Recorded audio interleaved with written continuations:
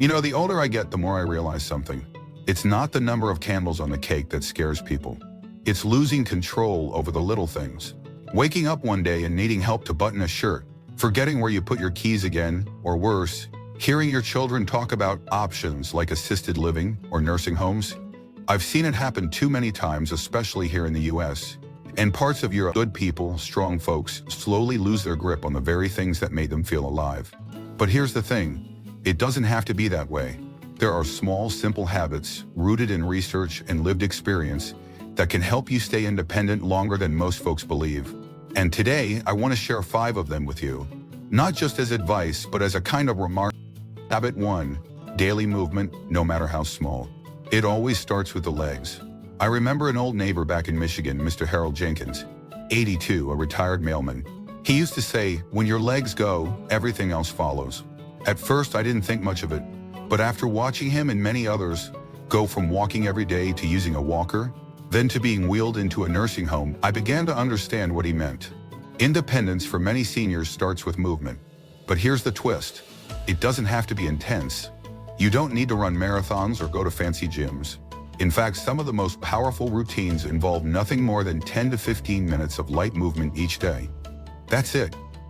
According to a 2023 study from the University of Edinburgh, seniors who engaged in just 10 minutes of daily low-impact movement, things like stretching, slow walking, light household chores, were 43% less likely to experience major mobility decline over the next 5 years.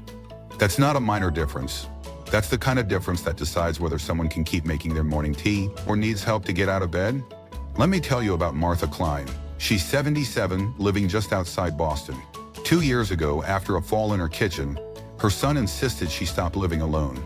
She said no, not because she was stubborn, but because she wasn't ready to give up her freedom. Her doctor gave her a simple challenge: 10 minutes of movement a day, every day, no excuses.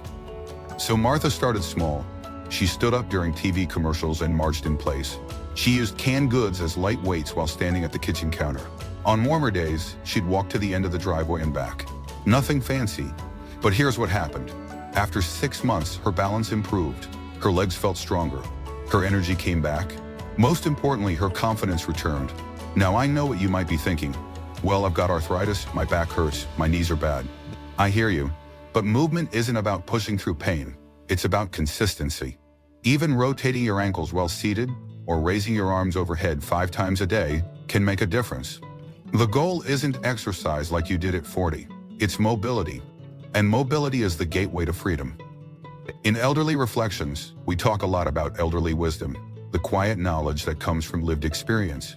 And one truth that echoes across every senior I've spoken with: the body adapts to what it does most often.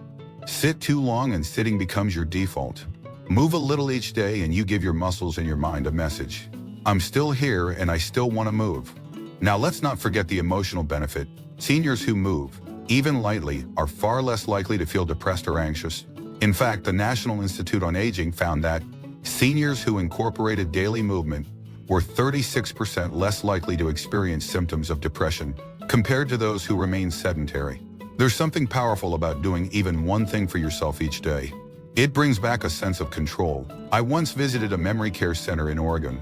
There was a woman there, Esther, 81, former school teacher.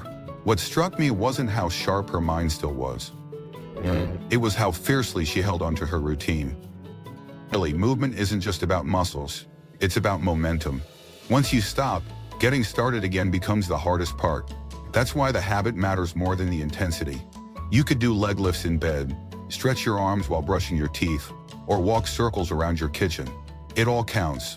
What matters is that you move, and you move today. And if you're someone who lives alone or feels forgotten, I'll say this: your movement is your message to the world that you're still in charge, that you're not ready to hand over your independence to fate, to age, or to anyone who thinks you should slow down just because you've passed 70. We often talk about staying out of nursing homes, and while sometimes those decisions are unavoidable, many aren't. What sends people to long-term care isn't always disease, it's decline, a slow, quiet fading of strength and ability, day after day. But you have the power to interrupt that process. With 10 minutes, with movement. Habit 2, eat to stay sharp. Small nutritional shifts that preserve independence. Let me ask you something. When was the last time you ate a meal that made you feel stronger after? Not just full, but clear-headed, steady on your feet. Like your body and mind were in sync? Because the truth is, most seniors in their 70s and beyond aren't eating to maintain independence. They're eating out of habit, convenience, or frankly. And while we talk a lot about movement and medication, we don't talk enough about how food choices, even tiny ones, either keep us out of a nursing home or quietly nudge us toward it. Now, I'm not talking about strict diets, calorie counting, or giving up your favorite dessert. I'm talking about 5 small specific changes that have been shown through both science and real-life stories to direct. These little fruits are packed with something called flavonoids, especially anthocyanins, which help protect the brain from oxidative stress and inflammation. Harvard researchers tracked over 16,000 women for more than 20 years and found that those who ate at least 2 servings of berries per week delayed cognitive aging by as much as 2.5 years. That's not just trivia. That's the difference between remembering your granddaughter's birthday or struggling to recall her name. Take Joe Patterson. He's 79, lives in Oregon, and was diagnosed with early-stage cognitive decline at 74. His daughter, a nurse, changed his breakfast: oatmeal, a small bowl of mixed berries, walnuts, and green tea. 5 years later, Joe's progression has slowed dramatically. His doctors say his brain scans show unusual stability for someone his age. Joe says it's the berries and crossword puzzles, and maybe it is. But he still drives, still walks to the store, and still lives in the same house he's owned since 1981. Next, let's talk about protein. Not just for muscle, but for independence. As we age, we lose muscle mass. It's called sarcopenia, and it's one of the biggest hidden threats to senior independence. Less muscle means weaker legs, worse balance, slower reflexes. You fall easier, you recover slower, and you're more likely to get placed somewhere you didn't choose. The solution? A palm-sized portion of protein at every meal. Eggs, Greek yogurt, tofu, beans, chicken, or fish. Whatever fits your lifestyle. And if chewing is an issue, a protein smoothie works wonders. Margaret Lane from Toronto, age 82, shared her story with us through Elderly Reflections. I used to eat tea and toast for lunch, she said. Felt fine, but then I couldn't get up out of my chair without pushing with both hands. Her doctor tested her muscle loss. She started eating 1 hard-boiled egg, a scoop of cottage cheese, and a handful of almonds each day. Within 3 months, she said, I got up without even thinking about it. It wasn't magic, just muscle, built slowly with food. The third nutritional shift? Replace 1 refined grain with a whole one. White bread, white rice, sugary cereals. These spike your blood sugar and leave you feeling foggy. But swap them out just once a day with brown rice, whole oats, or a slice of rye bread, and you're giving your body more fiber, more nutrients, and more sustained energy. Seniors who maintain stable blood sugar are less likely to experience sudden fatigue, mental confusion, or dizziness, all of which can lead to falls or disorientation. 2 major reasons for nursing home admission. A quick story. Ernest from Glasgow, 85, used to eat white toast and jam every morning. Quick and easy, he'd say. But by mid-morning, he was lightheaded and groggy. His wife suggested oatmeal instead, with a bit of honey and banana. Tasted like cardboard at first, he joked. But within weeks, the dizziness faded. I don't need to sit down halfway through gardening anymore, he said. Fourth, and this one's simple, drink water before you feel thirsty. Dehydration is one of the leading reasons seniors end up in hospitals. It sneaks up. By the time you feel thirsty, your body's already stressed. Dehydration can cause confusion, fatigue, and even mimic dementia symptoms. But here's the catch. As we age, our sense of thirst dulls. What can you do? Drink a glass of water first thing in the morning. Keep a small bottle nearby. Add lemon or cucumber if it helps. Herbal tea counts too. Take Dolores in San Diego. She's 76, lives alone, still volunteers at her local library. Last year, she collapsed from what doctors called acute dehydration. Since then, she sets reminders on her phone every 2 hours. It's silly, she laughs, but I drink when the bell rings. That bell saved me from a hospital bed. Finally, let's talk about something a bit more indulgent: healthy fats, especially from nuts, seeds, and olive oil. You don't have to give up flavor to eat smart. In fact, a study from Spain's Predimed trial found that seniors following a Mediterranean-style diet, rich in healthy fats, had up to a 46% lower risk of developing major disabilities. George, 80, originally from New York, now retired in Florida, eats a big salad every day. Lettuce, chickpeas, tomatoes, walnuts, olive oil, he told me. Doctors said I had the heart of a man 10 years younger. But what stood out wasn't just the salad. It was how proud he felt making it for himself. "I'm still taking care of me," he said. And isn't that the heart of it? Taking care of yourself. Choosing one small thing that tells the world and your own body, "I'm still in charge." Too many seniors are told they need help because of things that could have been prevented. Nutrition is power. Not fancy, not expensive, just intentional. You don't have to change everything. Start with one thing. Add berries, drink water on purpose, swamp the white bread. Build from there. And don't do it for anyone else. Do it because every bite you choose is a quiet act of resistance against decline, against dependence, against the idea that growing old means growing helpless. Because with the right fuel, you can stay sharper, stand stronger, and stay right where you belong. In your own home, on your own terms. One of the greatest lies about aging is that it's passive. Like you're just supposed to sit back and accept what comes. But the truth is, I've met dozens of seniors, men and women over 70, even into their 90s, who refuse to let aging write their story for them. They fought quietly and consistently to stay independent. And the habits we've talked about so far, they're not theories, they're real strategies these seniors used. And you can too. Let's talk about Betty Langston, 84, from Minnesota. 5 years ago, her doctor suggested she consider assisted living soon. Betty nodded politely, then went home and had a good cry.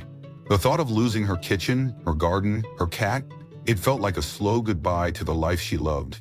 But instead of giving in, she did something remarkable. She made a plan. First, she called her local senior center and asked if they had any wellness classes. They did. Chair yoga twice a week. "I was nervous," Betty said. "Felt silly at first, but the breathing, the stretching, it brought me back to my body." Then she asked her daughter for help reorganizing her kitchen. They moved pots and pans within easy reach, added brighter lighting, and replaced the heavy kettle with an electric one. These weren't grand gestures, but they made everyday tasks possible again, and more importantly, safe. She started meal prepping simple high-protein lunches, boiled eggs, lentil soup, tuna salad. She kept a water bottle by the door and challenged herself to drink it before lunch.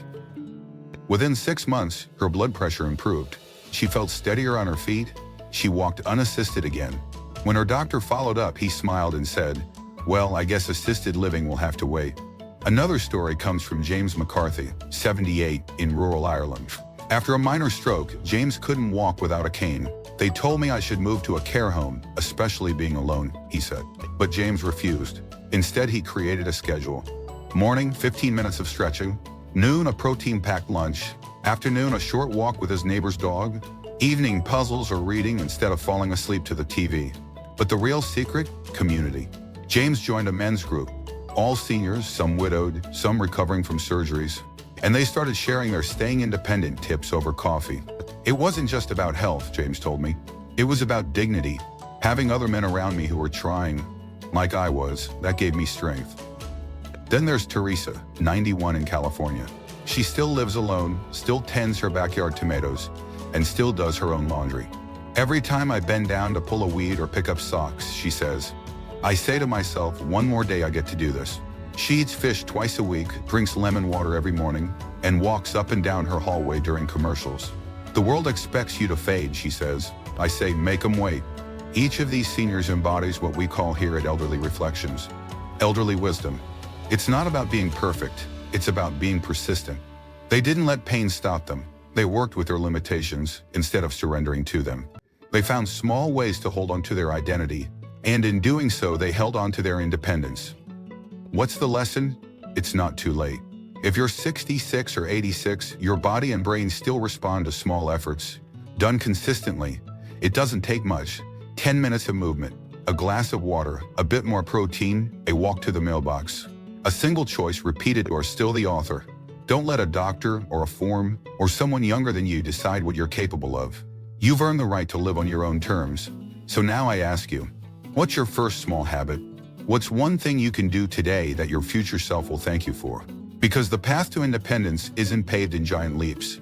It's built step by step, on purpose, with courage, and with a little help from those who've walked before you. So maybe today you just stood up from your chair a little slower than usual.